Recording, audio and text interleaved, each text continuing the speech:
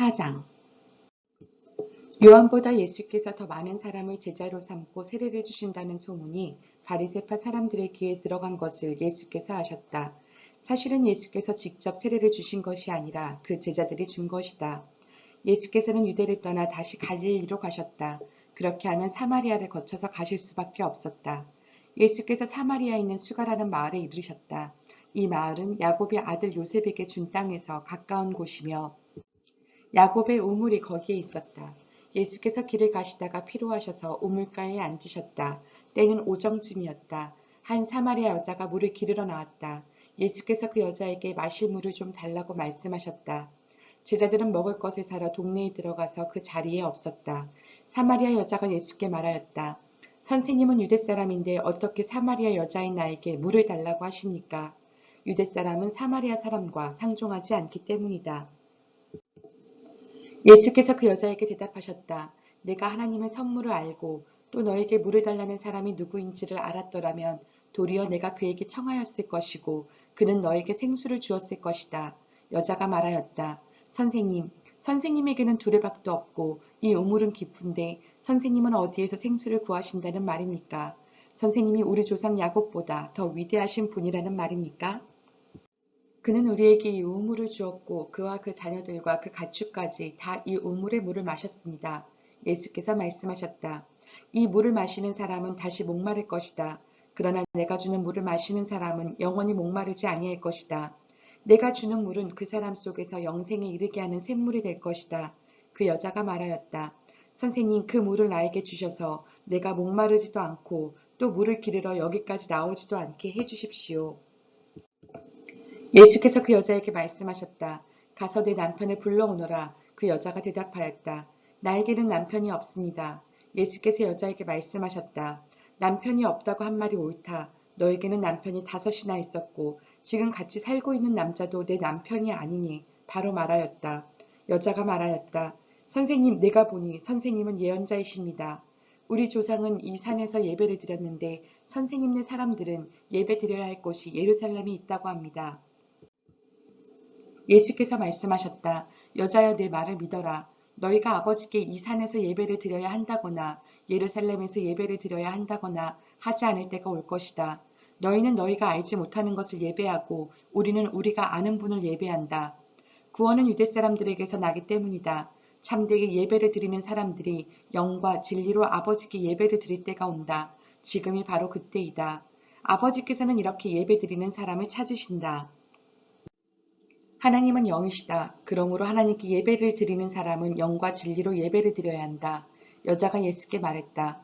나는 그리스도라고 하는 메시아가 오실 것을 압니다. 그가 오시면 우리에게 모든 것을 알려주실 것입니다. 예수께서 말씀하셨다. 너에게 말하고 있는 내가 그다. 이때에 제자들이 돌아와서 예수께서 그 여자와 말씀을 나누시는 것을 보고 놀랐다. 그러나 예수께 웬일이십니까 하거나 어찌하여 이 여자와 말씀을 나누고 계십니까 하고 묻는 사람이 한 사람도 없었다. 그 여자는 물동이를 버려두고 동네로 들어가서 사람들에게 말하였다. 내가 한 일을 모두 알아맞히신 분이 계십니다. 와서 보십시오. 그분이 그리스도가 아닐까요? 사람들이 동네에 나와서 예수께로 갔다. 그러는 동안에 제자들이 예수께 랍비님 잡수십시오 하고 권하였다. 그러나 예수께서는 그들에게 말씀하시기를 나에게는 너희가 알지 못하는 먹을 양식이 있다 하셨다. 제자들은 누가 잡수실 것을 가져다 드렸을까 하고 서로 말하였다.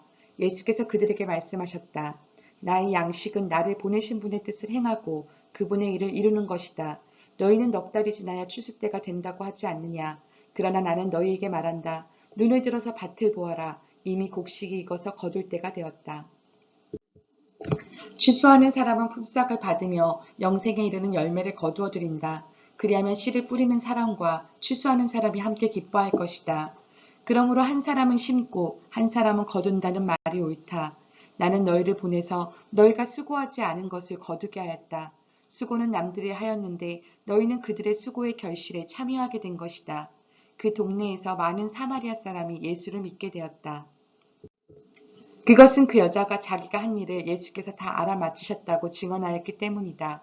사마리아 사람들이 예수께 와서 자기들과 함께 머무시기를 청하므로 예수께서는 이틀 동안 거기에 머무르셨다.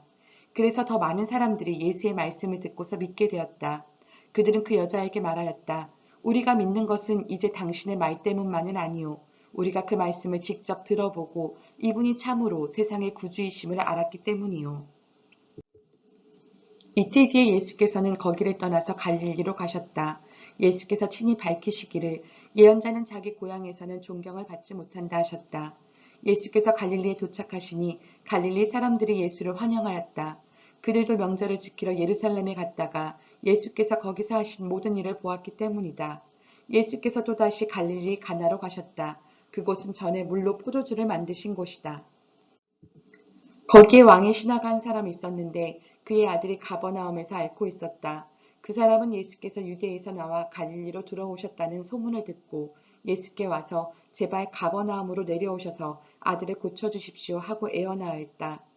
아들이 거의 죽게 되었기 때문이다. 예수께서 그에게 말씀하셨다. 너희는 표징이나 기이한 일들을 보지 않고는 결코 믿으려고 하지 않는다. 그 신하가 예수께 간청하였다. 선생님, 내 아이가 죽기 전에 내려와 주십시오. 예수께서 말씀하셨다. 돌아가거라, 내 아들이 살 것이다. 그는 예수께서 자기에게 하신 말씀을 믿고 떠나갔다. 그가 내려가는 도중에 종들이 마중 나와 그 아이가 살았다고 보고하였다. 그가 종들에게 아이가 낳게 된 때를 물어보니 어제 오후 1시에 10개가 떨어졌습니다. 하고 종들이 대답하였다. 아이의 아버지는 그때가 예수께서 그에게 내 아들이 살 것이다 하고 말씀하신 바로 그 시각인 것을 알았다. 그래서 그와 그의 온 집안이 함께 예수를 믿었다. 이것은 예수께서 유대에서 나와서 갈릴리로 돌아오신 뒤에 행하신 두 번째 표징이다.